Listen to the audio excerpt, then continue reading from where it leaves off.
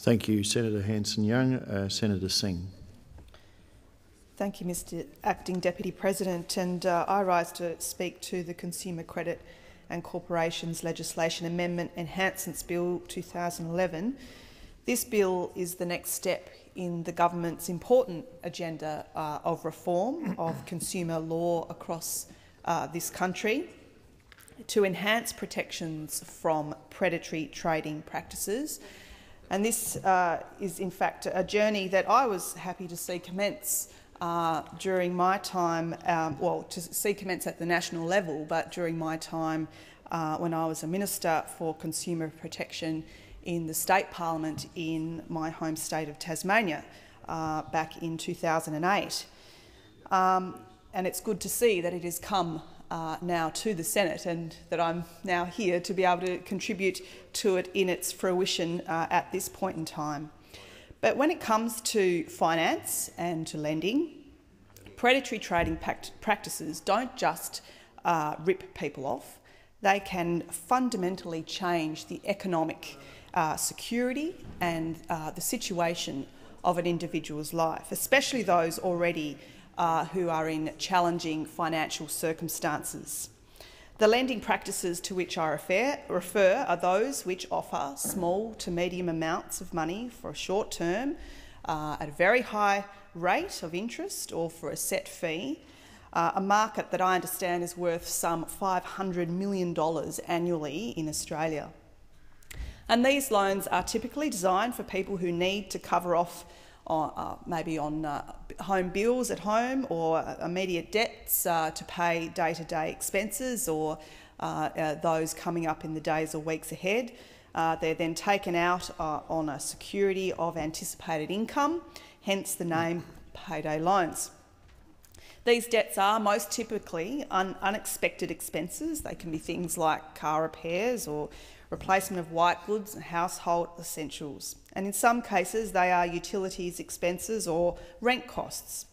But in almost all cases, they are taken out by people living very much hand-to-mouth with as little capacity to absorb unexpected financial shocks down the line as they are at the time they take out the loan.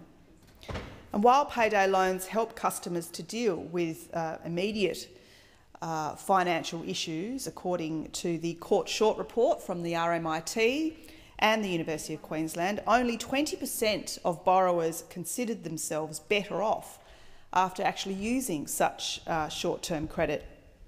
Half considered themselves actually worse off, with a number caught in a vicious cycle of the extra expenses incurred in repaying the loan and requiring new finance to then be sought to repay that loan. Worse, these loans have historically been marketed as cheap and easy access to money. We've all seen the signs.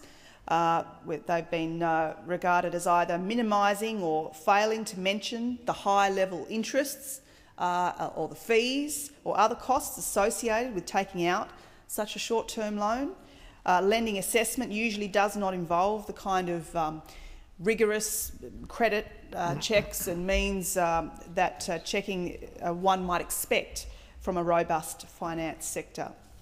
And in too many examples, payday lending operations leave consumers with the impression that such loans are the best and the easiest option for them at that point in time.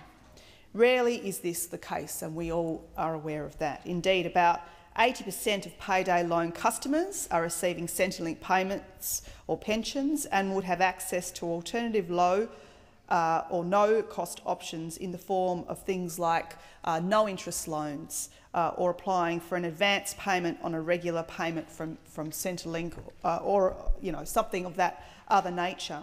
The prevalence of consumer credit suppliers and the relative simplicity of the process, though, has meant that the payday lending has become very much a first option, or rather a last resort. There is no doubt that the demand for consumer credit is high, and there are a number of legitimate and genuine purposes behind consumer credit operations. So long as they are informed about the market and their options, consumers should be entitled to choose the credit option that best suits their situation. But the main point of that, of course, is so long as they are informed. But there are an undeniable need to protect, of course, the most vulnerable in our community, those in vulnerable circumstances from extraordinary costs, and to provide information on alternatives to those who would turn to those type of payday lenders in the first place. So this bill before the Senate goes a long way to provide those people who have run into cash flow difficulties and have the need for some form of short-term credit with access to a safe and fair industry. It will also help to ensure that consumers are fully informed of their options and the ramifications of taking out a short-term loan from a payday lender. This bill includes a national interest rate cap, which will limit the cost of credit for consumers for loans of less than $2,000 and 12 months duration, which constitute the majority of short-term loans. I know at least in my home state of Tasmania that's certainly the case. A cap on costs of 20% of the credit amount plus 4% of the credit for each month of the loan contract. For mid-tier loans of $2,000 to $5,000 and of 2 years duration or less, a cap of $400 on establishment fees and 48% per annum interests will also apply. These caps fall in the mix of comparable international models, which range from Canada's 17% cap to some US states who cap rates at 35%. No longer will lenders therefore be able to charge exorbitant fees of 1/3 or 1/2 of the total amount of credit that is actually provided. And no longer will people who borrow $300 for a week be hit with $100 for a 7-day loan. Indeed, loans with terms of 15 days or less will be prohibited under this bill and responsible lending requirements extended to brokers in this industry. Those obligations include a presumption that a credit contract will be unsuitable where it would be the borrower's third loan in the last 3 months, pushing the burden of proof for suitability to the contract parties. So the lenders and borrowers would both have to demonstrate that lending is responsible, that there is certainly a presumption that lending there has to be suitable and it has to be responsible. So no longer will lenders be able, of course, to not only charge these exorbitant fees, but they will have to demonstrate responsible lending requirements. So these obligations include that presumption, as I mentioned, that a credit contract would be unsuitable where it would be the borrower's third loan in the last 3 months. The reform package also introduces a regulation-making power to allow use of direct debit to be suspended, avoiding the risk of free accruing to a debtor's account should repeated direct debits for loan recovery be unsuccessful.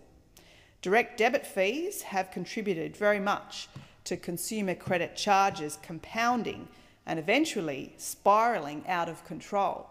We know how very much direct debit works. Of course, if the funds aren't there in the bank, on top of not only the continuing direct debit setup that has been formed paying out these exorbitant fees and loans, the consumer is then also whacked by their bank, who also then puts a fee on the fact that they didn't have enough funds in the bank to cover those outgoing direct debit expenses.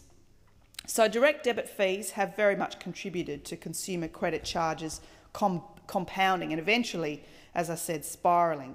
In one example that was published in Anglicare Tasmania's Payday Lending in Tasmania report, it says, and I quote, "A 50-year-old man recently separated and on a carer's pension had taken out 2 unsecured loans for $100 each in separate instances to help with food and fuel, as his rent of $320 did not leave enough to live on.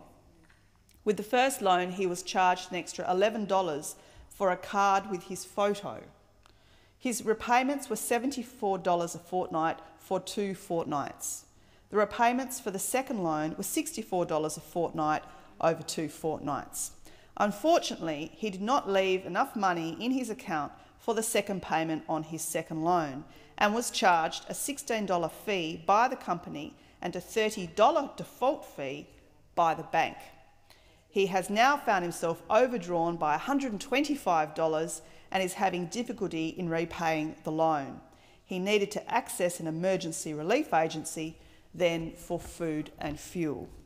I think that is a very real example, well, it is a real example, of in fact how the direct debit system under these payday loan arrangements can spiral out of control at both the payday loan end but also at the financial institution end, and that's why this bill addresses that issue as I referred to.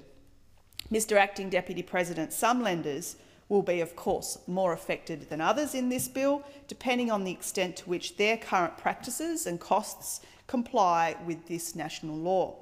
Those who approach their task responsibly and do so with due diligence will continue to be able to offer the services at a reasonable cost to consumers and with a reasonable return for their business. But those lenders who practice and tend, in my view, towards the predatory practice will need to change their approach. Those are the types of lenders whose business model depends on repeat custom, with borrowers taking out multiple or consecutive loans in order to pay off interests and fees from previous loans. These reforms, of course, need to be coupled with ways to inform consumers that they have other low-cost options to assist them to meet their day-to-day expenses, and it is incumbent not only on government but also on the industry to make people aware of the fantastic work of schemes like the no-interest loan scheme in my state in Tasmania, who, I might add, have an extremely low default or non-payment rate.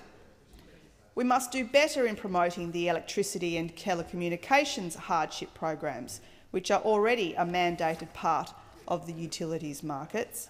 And that is why, under this legislation, small amount lenders will be obliged to disclose alternative options to their customers, not just hide the fact that they are the only option out there.